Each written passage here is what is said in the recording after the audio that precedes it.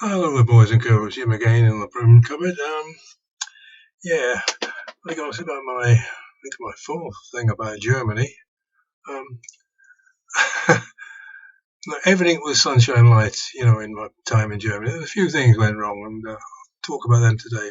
I once went back to England on leave, took the train to the Hook of Holland, then a boat to Harwich, and then up to Derby, where my wife was. And one time going back, the boat was late, the train was late, and I got back late and was posted as AWOL, absent weight official leave. That was only a half a day late, it was no big deal really.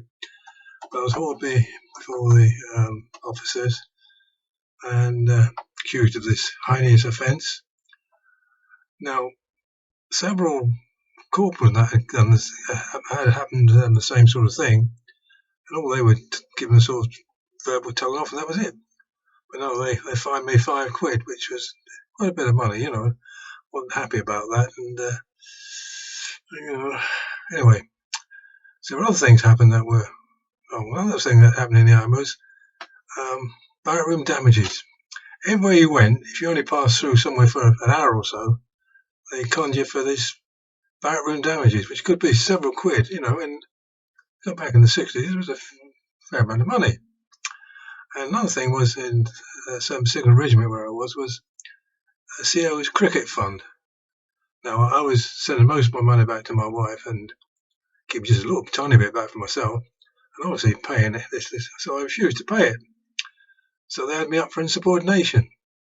Come on, come on. So anyway, I said I'd take a court martial and ask for a civilian lawyer. Now this was sort of put the fear into my bit because this CEO's cricket fund thing, I must have been a bit on the dodgy side legally, I should imagine. And anyway, so I went away. Next thing I know, the RSM comes to see me and word me here and said, look, you don't want to go through all this, and but if you sort of admit to it, just find your fiver and have it done. So I thought about it and I thought, well, okay, this is probably a better move. Otherwise, the court martial way would go on for months and months, and I'd be marching backwards and forwards. And anyway, so I went. I said, yes, yeah, okay. So they fined me a fiver. I wasn't very happy about it at all. But there's one of those things that happened in the army. It was only fair because they could always win. You see, King or Queen's regulation them days was sacrosanct. So many things that they could get you with. How innocent you were, you could never actually be innocent. You know what I mean? Anyway, another thing that really peeved me off was that when they decided to make me an officer's mess steward. Now, I said I didn't want to do this, and there were several guys who wanted to do it because there's perks to the job, of course. But to me, being an officer's servant, nah, it's not me. Anyway, so they kitted me out in these trousers with a stripe down the side and this little bum freezer jacket thing, that you're wearing the mess. And I had to sort of go around pouring coffee and that and to these officers. Well, there's one major, right, bombastic, arrogant bastard if ever there's one, Crips coming up on this, not a cup of coffee. And I had this huge silver-plated coffee pot, weighed a ton it did, full of coffee. I mean, the thing itself weighed heavy, but with coffee in it, and I went across like that. And then I accidentally slipped. Well, I think I accidentally slipped. Poured hot coffee into his crutch, which upset him somewhat, shall we say. He got up his own worth. The other officers leaped in and grabbed him, pulled him back on me, because if he'd hit me, of course, he'd have been in real big trouble. And I was told to go back to my mess, give back this servant's uniform. And this other guy who wanted the job in the first place got it. Come on. That's what's going on here. So you can see things, didn't always go right for me. Most of the time they were fine, but I suppose like everyone else in life, you have the ups and you have your downs, and you have to ride with the punches, so to speak. But yeah, it was an interesting time. I can't really think of much else going. Oh, another thing they had was they decided to have this thing where you could have a meeting with loads of soldiers there and officers and that, and you could get up and say what you thought. So, of course, me being a big mouth son of a bitch, said what I thought about things. I said I didn't like the idea of the army being an officers' social club. I think it went down too well.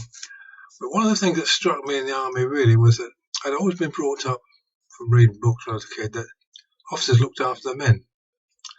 But, they waited till you slept before they slept, waited till you got food before they ate. No, not on at all. No, guys in our regiment were, I think they were chances myself, these officers. But anyway, that's the way I felt about things. And I noticed that when I was held up for coming back late, the officer in charge, this major, knew everything about me.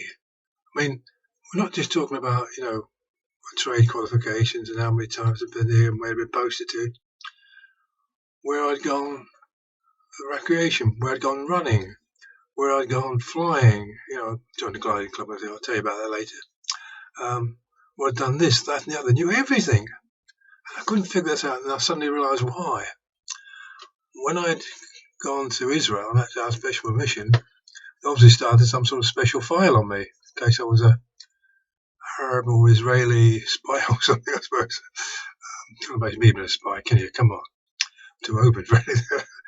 But, there's another thing that struck me, and one more thing. I got the flu really bad. It was going around everywhere at this time in Germany, and really bad. And I went to the medic, and the guy said, he's a civilian medic actually, and he said, we'd like to send you to hospital, but we can't, it's full up. So you're going to have to go lie in your billet, and till you get better, we'll arrange for you to get fed, to come up for you. Well, what a laugh that was. I was lying in bed, first time bed. These guys came back up from the mess. What they have on the plate? A couple of pieces of lettuce and a tiny lump of cheese. Well, when you got the flu and that's not the sort of food for you, is it? I was getting weaker and weaker. I can remember a couple of times to get to the toilet from my bed, because they didn't provide any sort of nursing care or anything like that. I had to wander up this long corridor to the toilet, and a couple of times I just collapsed on it, and then someone come along and carried me back. But what happened was we're lying in bed most of the time, and some officer, some sergeant, or some corporal comes in. What are you doing in bed there? I thought he had to convince him very hard because obviously it looked bad, but I wasn't very happy about that either. I tell you. But I got better and stronger, and I'm still here at 82, so I suppose. But anyway, I won't go on anymore because I could go on forever about these things. Anyway, take care of yourselves out there and behave.